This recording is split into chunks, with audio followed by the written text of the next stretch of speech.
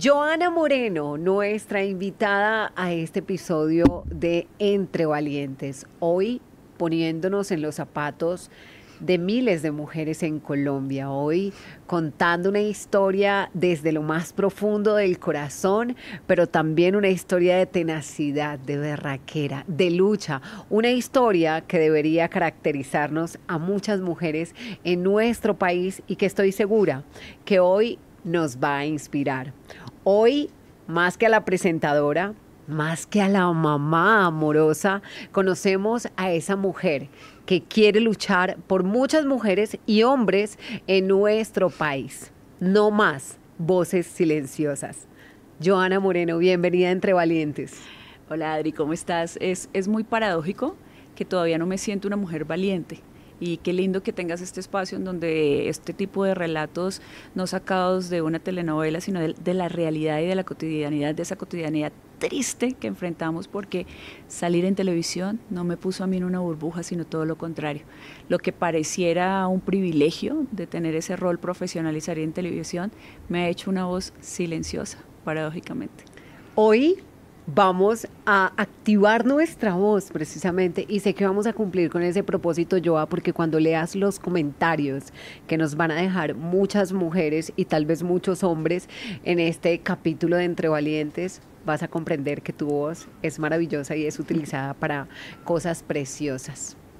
Háblanos de ti, háblanos de Joana, desde esa ilusión de poder defender a más mujeres y desde qué te inspiró a hacerlo. Me inspiró tener a mi hija en brazos, vivir un momento muy grotesco, recién nacida mi hija, y entender que el miedo no podía seguir siendo el victorioso en mi vida. Y cuando veo a mi hija en ese momento, en ese marco de vulnerabilidad, digo, yo no quiero que mi hija repita esta historia, no quiero que mi hija crezca y se forme creyendo que se puede normalizar la tirada de puerta, la levantada de voz, las frases grotescas. Quiero un ejemplo distinto para mi hija y realmente haber tenido a mi hija en brazos fue lo que me hizo decir, pues sí voy a ser capaz y sí soy capaz, no por mí, ¿no? Uno quisiera dejar ese legado para las mujeres y es decir, oiga, yo descubrí que yo por mí yo podía tener voz y ser valiente y volverme una mujer corajuda, y resultó que no, resultó que necesité convertirme en mamá, resultó que necesité tener a mi hija en brazos para decir, yo de aquí voy a salir por mi hija, no por mí. Joa, sin embargo, tú tuviste esa valentía de decir, lo voy a hacer por mis hijos, pero también sabes que hay muchas mujeres que por sus hijos permiten muchas cosas de violencia. Sí, pero sabes que en todo este camino he descubierto también y más bien he identificado que no siempre el argumento son solamente los hijos, sino que a pesar de las circunstancias de victimización en las que estamos inmersas, es el amor increíble que aprendemos, que nos han enseñado generacionalmente a amar a pesar de nosotras mismas y amar ese amor dañino que nos han enseñado y nos han transmitido generacionalmente ese concepto de ser la columna vertebral a pesar de nosotras mismas, ¿cierto? Entonces, no siempre es solamente por los hijos. Siento que ese es el argumento más fácil y más aceptado socialmente al que uno se aferra, pero es increíble que el verdadero argumento es el amor. Esa forma de amor que tenemos que desaprender y que tenemos que empezar a decirle que eso no es amar. Cuando tú le dices no más a la violencia, tú nos dices, lo hice cuando ya tenía a mi hija en mis brazos. ¿Cuál fue ese momento que te hizo tomar la decisión de ya no aguanto más? Sí, cuando escucho una frase muy grotesca que me hace quedar como en shock, porque el ser humano joven que conocí, del que me enamoré, no era en ese momento ya el adulto en el que se convirtió esta persona. Entonces, evidentemente digo, ¿qué está pasando aquí? De verdad, hasta donde yo pienso sopesar, porque nos conocimos muy jóvenes, muy jóvenes, terminando la universidad, duramos 11 años, un poco más de 11 años juntos, y en esa etapa de evolución y de crecimiento hubo todo lo contrario. una involución educacional, no había valores, no había principios, no había educación, las cosas mínimas que debe resguardar un ser humano en sí mismo para vivir en comunidad. Y ahí digo como, no, esto no es conmigo definitivamente. Tal vez muchas personas dicen, uy, debe ser que le dio una golpiza, la dejó en una clínica, hospitalizada.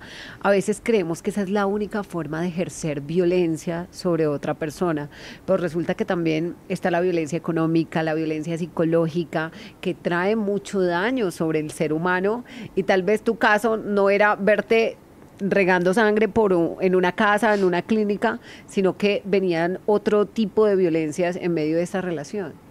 Claro, y te digo que si cuando estamos con un morado en la piel, cuando estamos con sangre en nuestro cuerpo, aún así escuchamos que, ay, pero eso no pasa nada, ¿sabes? Si aún así es justificable, imagínate a quienes no hemos tenido sangre en nuestro cuerpo para decir que evidentemente también nos están maltratando. Pero es por lo mismo, porque no hemos podido desaprender que las violencias a mí misma, Adri, al principio yo me cuestionaba y me quedaba como pensando cuando me preguntaban, ¿pero él te pegaba? Porque incluso de tu lado, cuando me entrevistan o cuando nos preguntan a las mujeres que hemos tenido la capacidad de ir subiendo poco a poco el volumen de la voz, no para hablar fuerte, sino para empezar a encontrar la voz que teníamos por allá escondida, porque el miedo no nos permitía hablar, es como que realmente se hace tan difícil decir, oiga, es que yo también vivo violencias. Es mucho más difícil cuando no hay evidencia física para que te crean, porque incluso teniendo los golpes, la primera sensación y la primera frase espontánea es, ¿quién sabe qué habrá hecho para que le hubieran hecho eso? O sea que además la sociedad solapa y justifica que si nos golpean es porque hicimos algo, y no porque el que lo hace tiene un problema grave realmente. Tal vez muchas personas están diciendo, no, tan fácil tomar la decisión y el respaldo cuando se tiene un micrófono, cuando se tiene una cámara, pero sé yo a que no fue tu primera opción acudir a un micrófono, acudir a una cámara para contar lo que estaba pasando, sino que empezaste un proceso como el que empiezan cientos, miles de mujeres cuando toman la decisión de terminar una relación por temas de violencia. ¿Qué sucedió? ¿Qué pasa después de que tú tomas la decisión y dices, esto no es lo que yo quiero vivir, me voy a separar, voy a iniciar una vida con mi hija, una vida de madre soltera, como muchas en Colombia? Sí. ¿Qué proceso se viene para ti? Ahí sí que el más retador, Adri, porque pareciera que lo difícil era vivir inmersa en un marco de violencia intrafamiliar o de distintos formatos de violencia, ¿no? La económica, la que tú mencionabas ahorita, que también es muy grave, la psicológica, que es así, que es aún mucho más iluso pensar que es fácil de demostrar que se pasa por esas violencias psicológicas, y viene una etapa de violencia mucho más grave y más grotesca, que es la violencia institucional. Cuando tú tienes que ir a intentar demostrar que lo que tú dices es verdad, cuando la violencia institucional por parte de los funcionarios públicos, no de todos, Adri, no de todos, pero sí existe esa revictimización. El victimario existe porque muchos funcionarios públicos y muchos abogados ajenos a la ética profesional acompañan y empoderan y engrandecen y robustecen también estas teorías alrededor de los victimarios.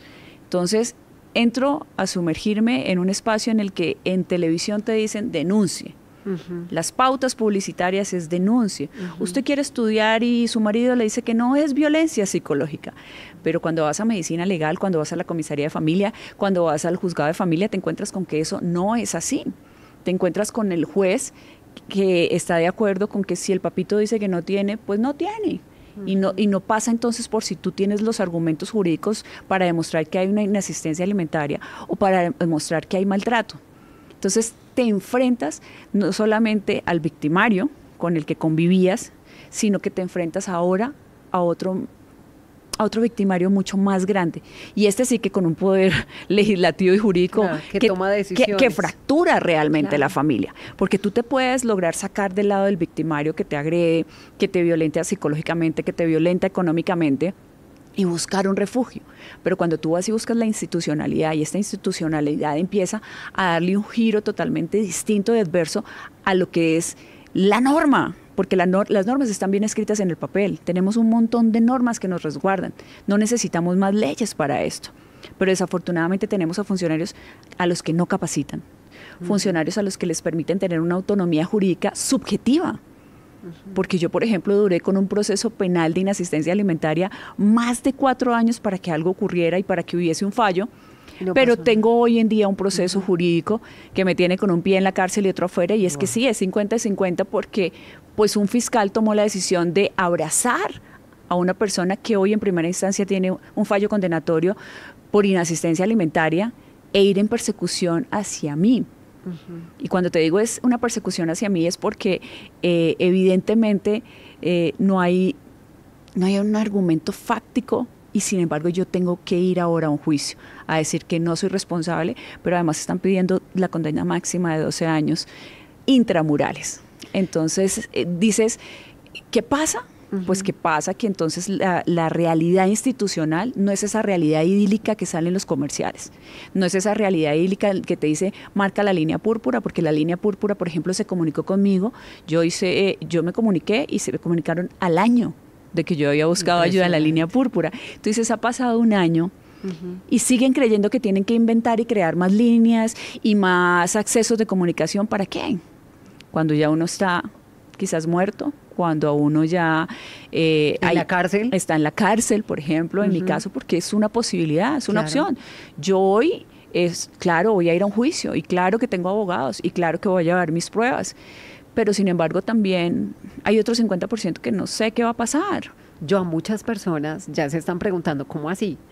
Estabas luchando por ti, por tu tranquilidad, sobre todo por la de tu hija, porque tú misma lo dijiste, más que pensar en ti, estabas pensando en el entorno de tu hija. Sé que en medio de este proceso incluso llegó un momento donde esta persona logra arrebatar de tus brazos a tu hija, pero también me dices que terminas en medio de un proceso legal que hoy te podría llevar incluso a la cárcel.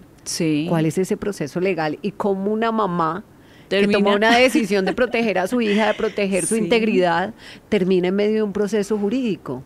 No solamente de uno, mira, protocolariamente cuando tú haces una manifestación en una comisaría de familia de que estás pasando por algún tipo de violencia, las comisarías de familia tienen un ABC que deben cumplir, y parte de ese ABC es que si tú manifiestas una acción de violencia, ellos comunican a la fiscalía y la fiscalía autónomamente empieza una investigación. En mi caso yo hice unas manifestaciones de algunas situaciones, yo no sabía y empezó un proceso de violencia intrafamiliar, y te voy a decir que es paradójico porque uno no necesita ser abogado para entenderlo, que si se supone que yo soy la víctima, porque yo sí no tengo problema con llamarme víctima, pues claro que lo soy, o sea que sí, esa es la realidad.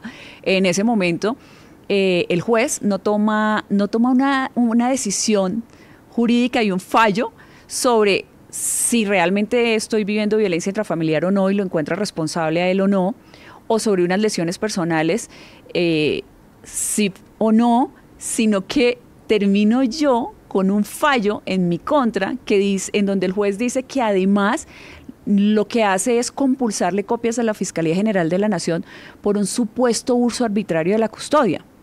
Y Adri, te digo yo, si se supone que la comisaría me da una medida de protección en su momento porque encuentra que hay hechos en los que estoy siendo vulnerada, internamente hacen un proceso, aperturan un acto jurídico por violencia intrafamiliar, ¿cómo es posible que la que sale con un fallo en contra soy yo?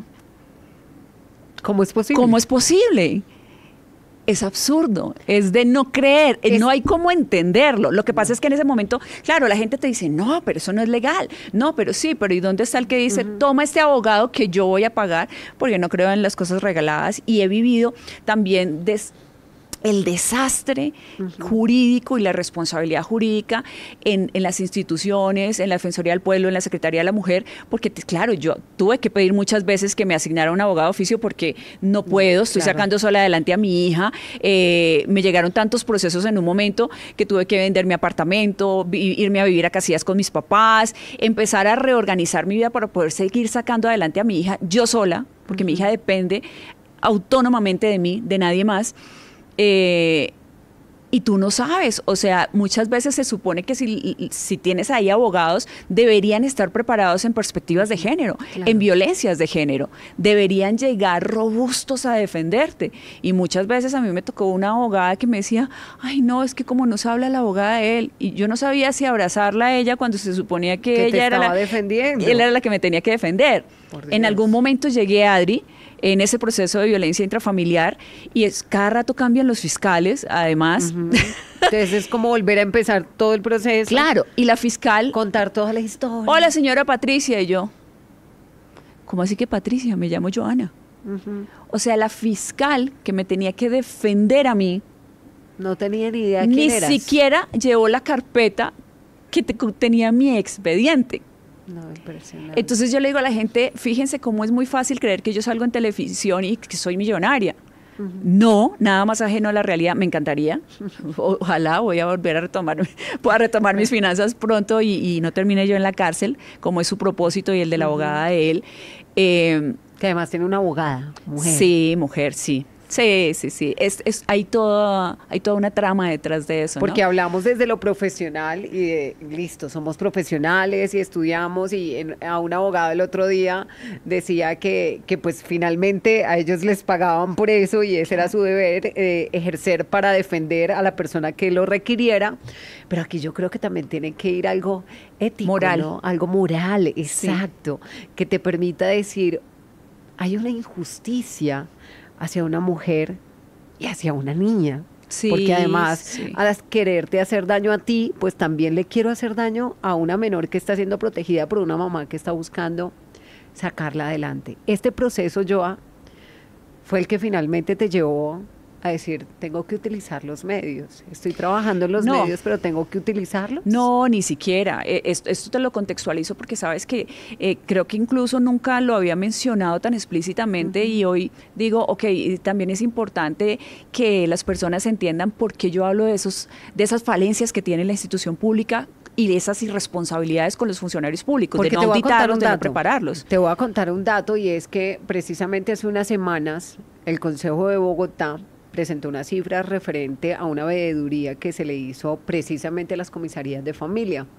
Y en estas cifras que entregaron hablaban de cerca de 300 casos presentados a comisarías de familia de menores de edad, víctimas de abuso sexual, de presunto abuso sexual. Sin embargo, de estos 300 casos, únicamente 34 habían sido reportados a la Fiscalía. Es decir, solamente el 10%. ¿Qué pasaba con el otro 90% de los niños que estaban viviendo en hogares donde al parecer estarían siendo abusados y violentados? Y aquí se enciende una alarma referente a lo que estaría pasando en las comisarías de familia, y el Consejo pide que se haga una veeduría, una investigación clara respecto a lo que hay detrás del trabajo que se está haciendo en las comisarías de familia. Estoy de acuerdo contigo en que hay muchas personas que hacen su trabajo con responsabilidad, que cumplen con su trabajo con responsabilidad, pero ese porcentaje que no lo está haciendo así, ¿a cuántas personas está afectando? No, muchos. Además te voy a decir algo. Es importante, por supuesto, no podemos restar la importancia a eso que acabas de contar, pero ¿qué tanto hace la alcaldía realmente para...? La alcaldía es la jefe directa de las comisarías de familia. ¿Dónde está la alcaldía en lugar de estar pagando campañas, en lugar de estar pagando publicidad, en lugar de estar imprimiendo folletos? ¿Dónde está la alcaldía llegando de repente a las comisarías? ¿Dónde está la campaña de la alcaldía utilizando los recursos para decir, yo a usted, funcionario público, de ahora en adelante lo voy a capacitar para que usted entienda que la norma no debe ser interpretada subjetivamente? Porque lo que te ponía de ejemplo ahorita, yo duré más de 4 años y medio esperando un fallo de inasistencia alimentaria en un proceso penal, pero en el mío sí, en menos de 3 meses me imputaron, me acusaron y ya estaba lista para la audiencia preparatoria. Ahora en septiembre empieza el juicio. Entonces, ¿por qué para un fiscal la inasistencia alimentaria no es relevante y se tomó más de 4 años, y para un juez de familia y se tomó más de 4 años un proceso cuando estás hablando de los alimentos de un niño? Pero ¿por qué para perseguirme a mí por un supuesto fraude procesal hubo tanta celeridad? ¿Qué hace tan importante que un proceso en mi contra, tú quieras meter a una mamá, la única garante de los derechos de mi hija? ¿Qué lo hace diferente? ¿Por qué es más importante perseguir a esta mamá para meterla 12 años a la cárcel por un supuesto fraude procesal? Pero además te voy a decir lo más inexplicable, y es por haber ido a una comisaría de familia, como me sugirieron los profesionales que me acompañaban alrededor, pero además como genuinamente se supone tengo el derecho, si tengo una duda. Yo fui a la comisaría a decir, esto no me hace sentir cómoda. Ustedes por favor me ayudan y hagan lo que sea que dice la ley que se debe hacer en estos procesos para que yo pueda encontrar paz en mi corazón. Y resulta que eso me juega en contra y ahora yo estoy en medio de un proceso por un supuesto fraude procesal. Pero entonces, ¿por qué es más importante lo que te decía? ¿Por qué hubo tanta celeridad en la imputación, en la acusación y en la audiencia preparatoria en mi contra? Pero en la inasistencia alimentaria el juez se tomó más de 4 años para tomar un fallo, para dar un fallo. En estos momentos, ¿qué condenas tiene este hombre? La única condena que tiene es en primera instancia, porque pues apelaron, que es su derecho como cualquier ser humano, como cualquier ciudadano lo tiene en nuestro país. Apelaron, entonces estamos atentos a recibir la respuesta a la apelación, pero en este momento él está condenado por inasistencia alimentaria en primera instancia. ¿Y la custodia de tu hija? La tengo yo, pero si yo termino en la cárcel, ¿en manos de quién va a quedar mi hija? ¿Ya la tuvo él en alguna ocasión? La custodia nunca. Tuvo un tiempo en el que una comisaria, volvemos a lo mismo, una comisaría en Usaquén, la comisaria hizo oídos sordos a la solicitud de nulidad respecto de, oiga, mi hija y yo vivimos en Acacias, si usted cree que mi hija está siendo violentada o sus derechos están siendo vulnerados, remita el expediente a la comisaría de Acacias, quien tiene la competencia, porque ahí es donde vive la menor. Claro. Y donde vive la menor, donde está el domicilio de la menor, es donde se prevalece que se deben llevar los procesos. No acá en Bogotá. Pasa por alto eso. Hace oídos sordos a, oiga, él es un papá en inasistencia alimentaria, ¿usted por qué está haciendo esto? Increíble. Entonces, fíjate que salir en televisión, todo lo contrario a lo que se cree que te da unos beneficios y que tú puedes, a mí me silenció. Porque además yo decía, ¿qué va a pasar cuando en mi trabajo sepan que la imagen femenina de su canal está siendo acusada de un delito y puede terminar en la cárcel? Eso te lo decías tú mismo, o sea, nadie en tu canal sabía lo que estabas viviendo, pero tú tenías miedo de lo que podía pasar. Claro, porque una cosa es tu círculo afectivo, tus amistades que te conocen y saben de qué está hecho tu corazón y los valores y los principios que están arraigados, esos no se pueden sembrar, esos tú los tienes o no los tienes desde casa. Eso es algo que tú no puedes decir, venga, yo le voy a quitar esto y le voy a poner los principios. No, eso los tienes o no. Además, yo hablando de mujer a mujer, yo ya les he contado abiertamente mi historia relacionada con los temas de violencia.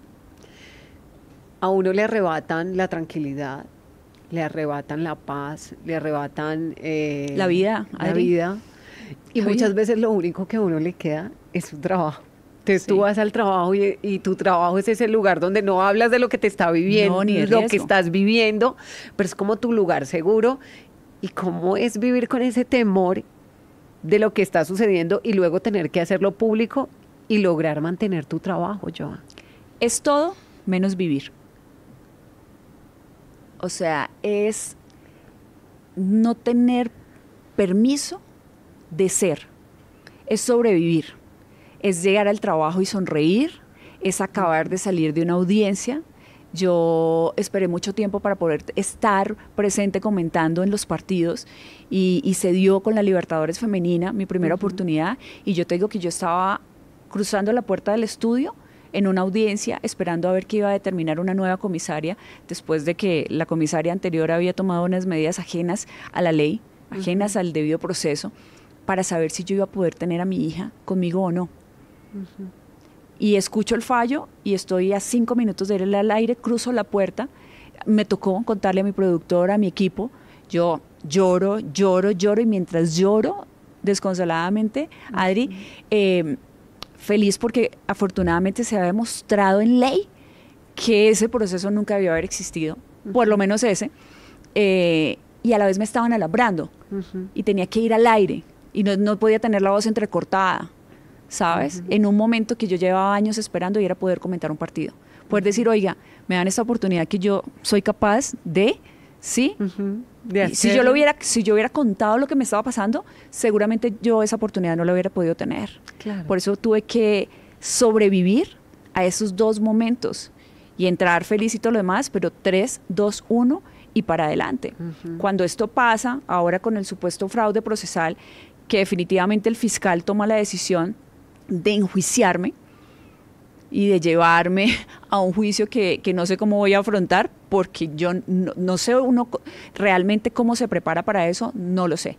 Cuando escuchas que te dicen quiere acogerse al principio de oportunidad y declararse en este momento culpable para negociar la condena, te mueres y naces ahí en un instante. Claro. Vas y vuelves al otro lado y vuelves. Es como yo negociar mi libertad. ¿Qué hice? O sea, ¿qué hice? ¿En qué momento usted, que me dijo a mí que yo podía ir y buscar su institucionalidad para proteger los derechos de mi hija, me está diciendo a mí que me declare culpable en algo en lo que yo no tengo responsabilidad? No, eso es impresionante. Es como, ¿cómo haces? Y fue un ejercicio retadorcísimo, pero el día que a mí me hacen la imputación de cargos, yo ese día tenía programa, ya había pedido una cita con mi jefe, venían mis jefes también de mi jefe en la siguiente semana, y yo necesitaba contarles que no tenía otra opción que ahora sí salir a contar lo que me estaba pasando. Salir a hacer esa foto de esa portada de la revista Adri, tú no te imaginas. O sea, me maquillaron como 3 veces, terminé en el piso rodeada por Hernán Puentes, por Sandrita. O sea, yo les decía, ¿cómo sonrío si es que yo esta portada la estoy haciendo? Porque si no la hago, yo voy a terminar en menos de un mes en la cárcel, siendo inocente. Porque el fiscal tenía un afán y estaba en una celeridad que yo, de verdad te lo digo, hubiera terminado en la cárcel siendo inocente.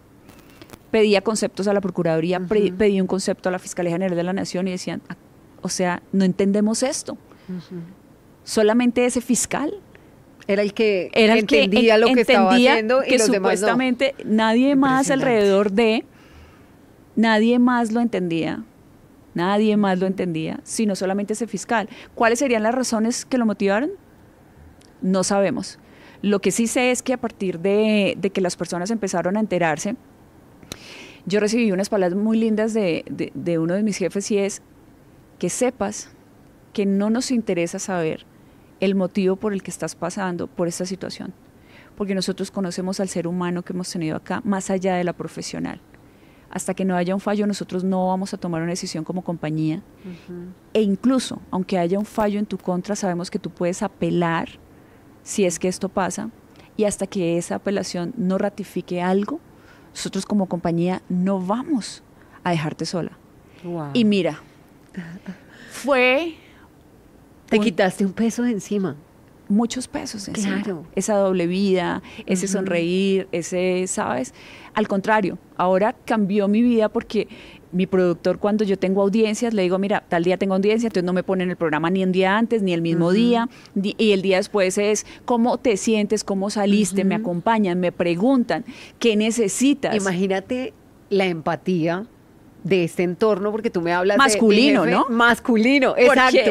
O sea, tus jefes, porque es muy fácil, que uno en medio de estas situaciones de violencia termine odiando todo lo que tiene que ver con hombres, ¿sí? No. O sea, puede llegar a ser muy fácil, digamos, que tú te dejes contaminar de esto que sucede y que tú no quieras saber de nada de hombres, y que por lo mismo no puedas llegar de pronto a experimentar el amor que puede venir de ellos, porque hay hombres maravillosos No, y en divinos. este caso a ti te sucedió, o sea, te rodearon hombres espectaculares. Sí, y yo por eso siempre he sido una abanderada realmente de que este tipo de temas no nos pasan solamente a las mujeres, y los hombres son unos seres humanos que no podemos abrazar, porque hay seres humanos lindos, hombres líderes, hombres que quieren también decir, ven, ven, nosotros te acompañamos en esta campaña, nos parece chévere, también son hombres ejemplares, y yo te digo la verdad, o sea, yo no me he negado el amor, porque de verdad no he tenido a partir de ahí nunca una experiencia negativa con ninguna de mis parejas.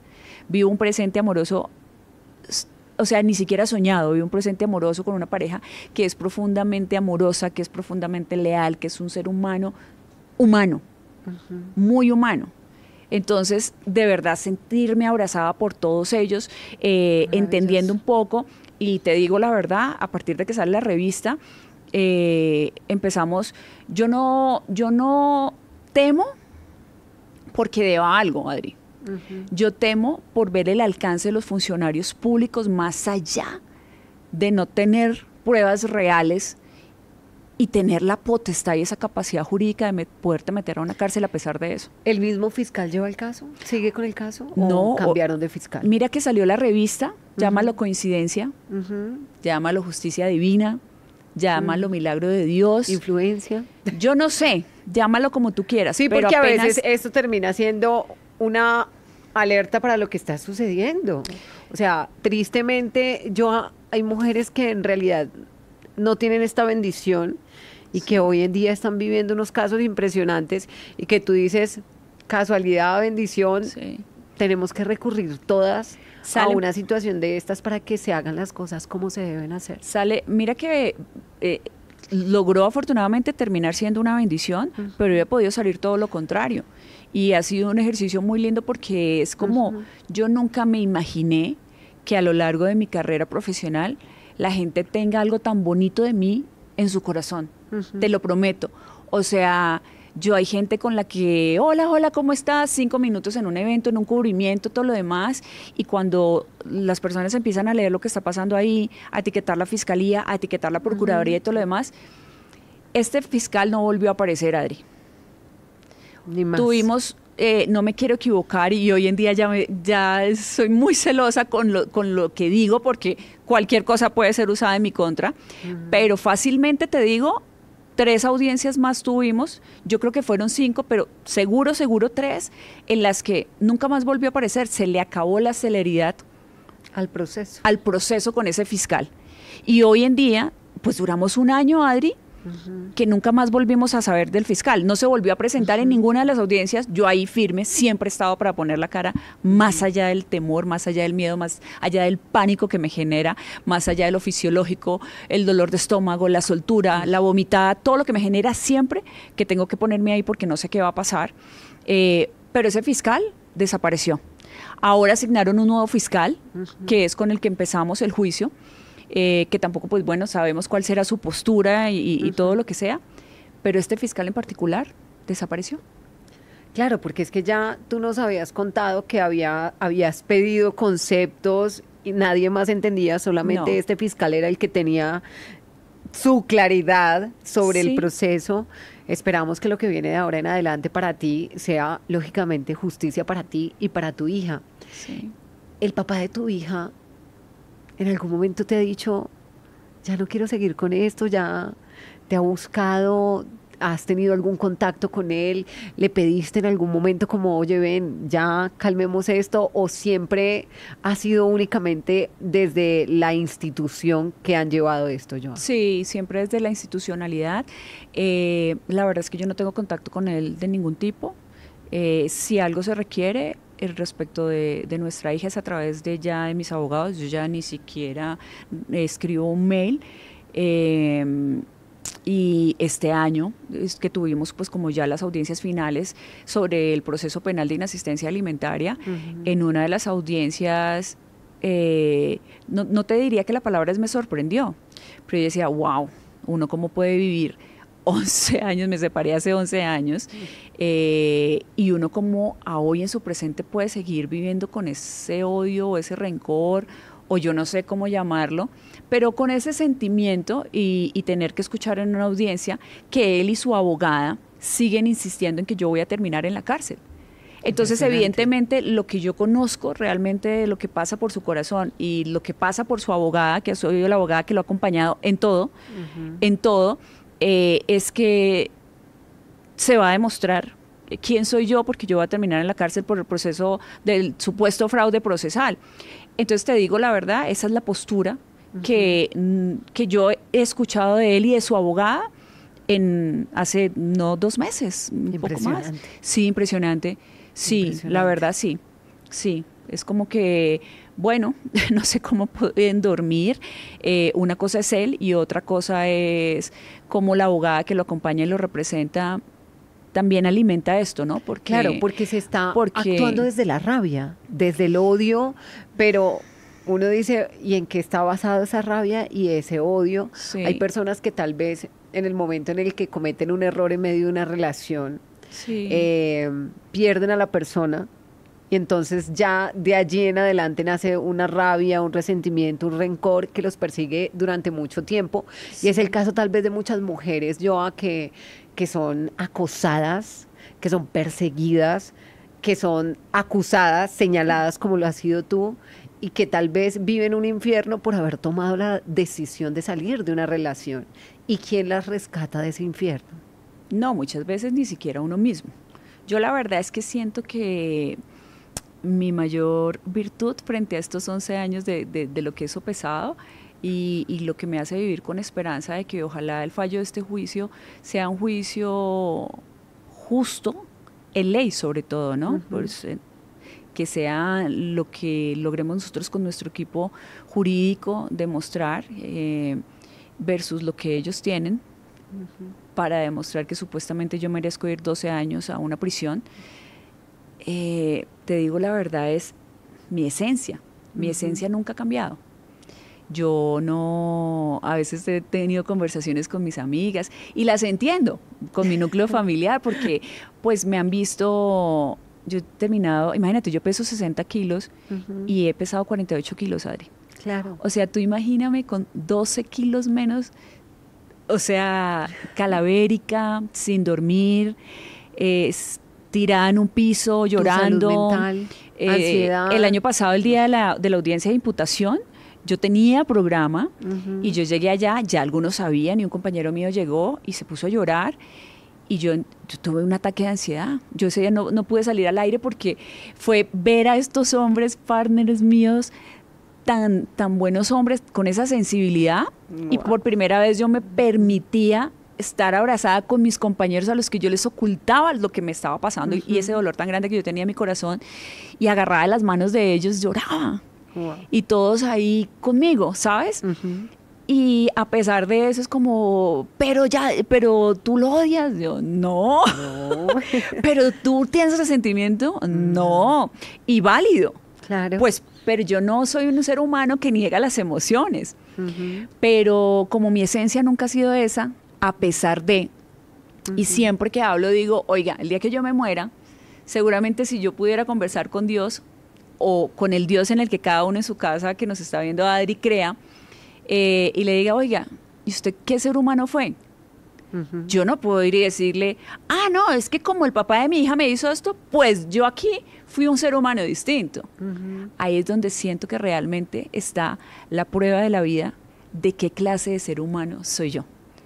Y me he demostrado, no, Dios mío, tantas veces y tan repetitivamente que yo soy un ser humano lindo. Sí. ¿Y sabes qué es lo más importante? O sea, obviamente lo más importante es uno poder llegar delante de Dios y decirle, check, lo hice mire todo que a bien, pesar de que hicieron todo esto, yo fui chévere. Sí. Pero mientras estás aquí en la tierra, Guadalupe lo puede ver. O sea, le puedes decir a tu hija, a pesar de todo lo que enfrentamos, de todo lo que vivimos, tienes una mamá que ama, que respeta, que perdona. Y yo siento que eso es lo más importante, porque no podemos ir sembrando odio en el corazón de nuestros hijos que apenas están empezando a vivir. ¿Y quieres que te diga algo?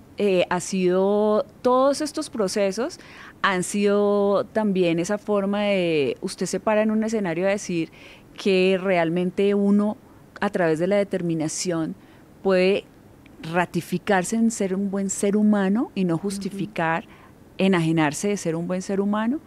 Usted puede pararse en un escenario y decir, es que a pesar de que el papá de mi hija sea así, mi hija no odia a su papá. Mi hija ama a su papá. Y mi hija entiende que hoy esta figura es un maestro de algunas situaciones en las que no debemos acompañar y poner límites. Wow. Pero el día de mañana puede ser un profesor, puede ser un jefe, Adri, puede ser un mejor amigo que esté junto a ella y que ella vea una acción machista, narcisista o violenta. Entonces, realmente, yo sí de algo me tengo que vanagloriar en esta vida, es de lo bien que he resguardado el corazón de mi hija, a pesar de. Wow. Sí. Maravilloso. Sí, porque que tú le preguntes a mi hija si quiere al papá y te diga que sí, a pesar de lo que ha vivido. Claro. Porque ya siendo niña, ya teniendo un pensamiento más racional, ya entendiendo qué está bien y qué no está bien, que se permita y pueda hablar de no odiamos, aprendemos, ponemos límites, decimos no me siento bien, no quiero estar acá. Eso no significa que, ¿sabes? Eso ha sido algo súper lindo. Bueno, y lo has hecho no solamente con tu hija, sino con muchos hombres y mujeres que han llegado a tu fundación. Sí. Cuéntame en qué momento todo esto trasciende y tú dices, tengo que crear una fundación y tengo que ayudar a más personas, porque es bonito ver que de nuestra adversidad surja la empatía para poder ayudar a los demás, Joa. No, mira que yo siempre desde niña he tenido implícito ese don de la sororidad. Y a veces tengo unos debates, porque a veces voy al Congreso y voy a muchos escenarios y es como, la sororidad solo le corresponde al género femenino. Y yo digo, no, la sororidad debe cubrirnos a todos. Esa palabra sororidad tan linda como para dejarla solamente de aquí para allá y de aquí para allá también. Qué tan lindo. Para mí la equidad no es un hombre y una mujer en el mismo lugar o en el mismo o en un número. Para mí la equidad es traer a todos los hombres posibles a hablar de cómo cuidar a las mujeres, de cómo ser hombres lindos, de cómo ser buenos hombres, de cómo tener buenas formas, buenos tratos. O sea, para mí esa es la equidad. Yo ya venía haciendo este trabajo. Yo siempre, toda mi vida he ayudado. Ya existía lo que yo hacía con la fundación, pero digamos que ser voz fue mucho más fácil ser voz por otras antes que por mí. De hecho, yo hay un montón de cosas que no puedo contar todavía, porque jurídicamente, no, claro. Mejor dicho, me metería en muchos problemas. Porque tú estás en el proceso aún. Claro, entonces fíjate cómo realmente, aunque yo sea voz, sí y no. Sigo siendo una voz silenciosa en varios aspectos. En algún momento podré seguramente hacerlo, pero bueno, todavía tengo unas limitantes. Y lo único que hago es ahora sí que decir, bueno, quiero que sepan que existen nuevas voces silenciosas. Tengo un concepto muy distinto de lo que es ser accionante de cambio. Uno es llevando a todos los corazones posible el mensaje de que todo aquello que no es buen trato es maltrato. Es maltrato. Es así de simple. Si tú cierras los ojos, Adri, y dices todo aquello que no es buen trato es maltrato, empieza, uy, ¿qué? Es muy fácil de detectar. Dos, que ser accionante de cambio solamente requiere de la voluntad en tu corazón. A veces se cree que equivocadamente que necesitamos ser millonarios, o salir en televisión, o tener un lugar privilegiado, o ser dueño de empresa. Y mentira. A mí alguien me cuestionaba porque me decía, no vas a poder cambiar el mundo. Y yo le dije, desde lo que tú entiendes, que es cambiar el mundo. Si yo le cambio el mundo a una mujer, o a un papá, o a un niño, ya cambié el mundo de alguien. Ya no me fui de esta vida sin hacer algo bonito y lindo. Total. Pero además porque yo lo vivo. Es que quisiera poder empezar a dar entrevistas ya diciendo, a mí me pasó, pero a mí me sigue pasando. Entonces no soy alguien que sale en televisión tratando de adoptar una causa y decir que vamos a contribuir. No, soy alguien que lo padece, porque lo padezco. Entonces, digamos que ahora sí dije, bueno, vamos a contarle al mundo que existen No Más Voces Silenciosas.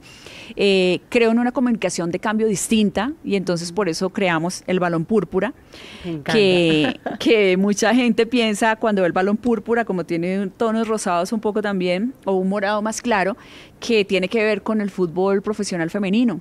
Ajá. Y todo el fútbol, el balón del fútbol profesional femenino. No, donde está el verdadero reto, o donde estuvo el verdadero reto para mí era poner este balón en los pies de aquellos que nunca han sido convocados solo por ser hombres. Y yo dije, ¿cómo así?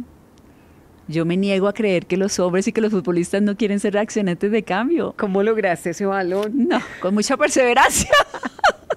Ahí sí que he sido muy perseverante. Con mucha perseverancia. Lo logramos de la mano de Golti, que es el proveedor oficial de los balones del fútbol profesional en Colombia. Lo logramos agarraditos de la mano con la DIMAYOR. Lo logramos también con la receptividad de los equipos. Tiene código FIFA. Se jugó la fecha 13 entre Millonarios y Cali en el Campín. Quien no sepa qué significa el color púrpura, ya por lo menos se pregunta por qué el balón es morado. Ajá. Ajá. Y esas son las formas en las que yo creo que podemos empezar a reeducarnos y a desaprender conceptos.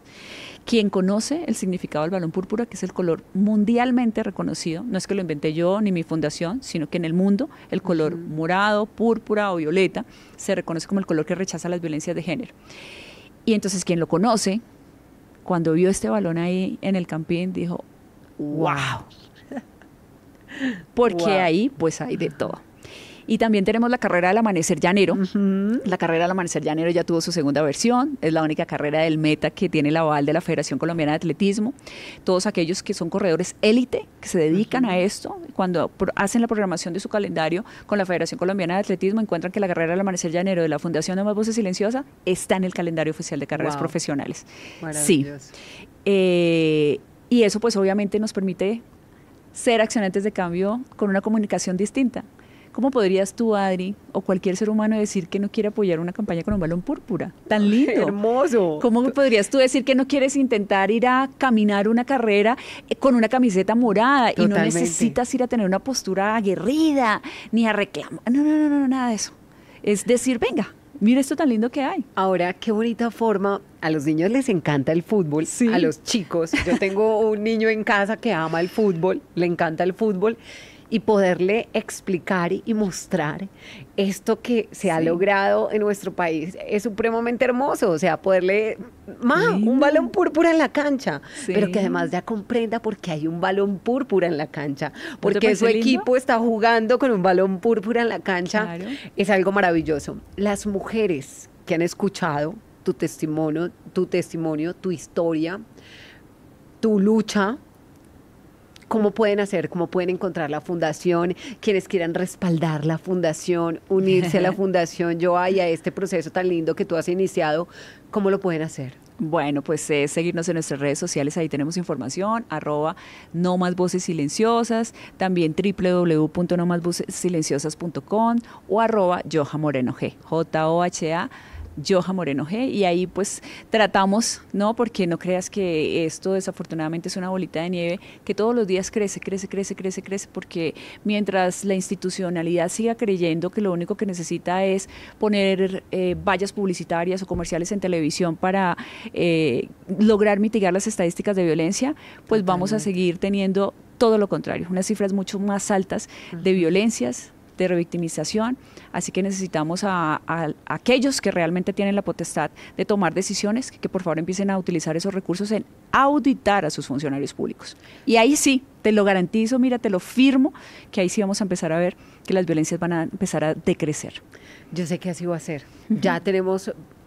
Me dio tranquilidad y me da tranquilidad conocer voceras como tú, como muchas mujeres, como muchos hombres que están poniendo la lupa sobre esta situación. Hoy invito al gobierno distrital, hoy invito al consejo a que esto no sea de una sola plenaria, sino que sea de varias plenarias que lleven estos casos de las denuncias que se hacen respecto a lo que sucede en las comisarías de familia y a las personas que están trabajando en las comisarías de familia. Tenemos que trabajar y velar por ayudar a los demás. La comisaría de familia debe ser un refugio donde la persona llegue y se sienta verdaderamente segura y donde se protejan los derechos de las personas. Yoa, En Entre Valientes sabemos que hay muchas mujeres valientes y hombres valientes que han llegado a verte, a conocer tu historia, a conocer tu fundación, y quiero que le dejes un mensaje a todas las personas que tal vez están siendo víctimas de algún tipo de violencia. ¿Qué les dices hoy a esas personas? Primero, que todo aquello que no es buen trato es maltrato. Segundo, que no sientan que porque son vulneradas no tienen la capacidad moral de a sus nuevas generaciones, a sus hijos, a sus sobrinos, a los hijos de sus amigas, no les pueden hablar de que todo aquello que no es buen trato es maltrato. Siéntanse con la tranquilidad de poder hacerlo, más allá de que todavía no se sientan capaces de sacarse de ahí. Y tercero, que su tiempo y su momento es cuando realmente en su corazón tengan la determinación de decir basta. No es en los tiempos de los demás, no es a través del consejo de quien desde afuera ve distinta la situación y se cree con la capacidad de transmitirte un coraje cuando no te entrega herramientas, cuando no te entrega un abogado, cuando no te dice yo voy a ir a sentarme a la comisaría las 8 horas que muchas veces uno tiene que estar allá sentado esperando un turno. Entonces, que solamente en su corazón encuentren el momento en el que pueden tener la determinación, y que de verdad, yo he logrado sacarme a través de la determinación sola de todo esto, porque al igual que muchos de ustedes, no he tenido los recursos para pagar un terapeuta. A mí no me ha acompañado un terapeuta para sacarme de aquí. A mí me ha acompañado la determinación, el apoyo de mi familia, el apoyo de mi pareja en este momento, y saber que realmente yo soy capaz de ser accionante de cambio y el mejor reflector para mi hija, y que mi hija va a ser el reflector de muchas voces más. Johanna Moreno nos acompañó aquí en Entre Valientes con Adriana Bustos en Tropicana. Gracias, Johanna. Gracias a ti.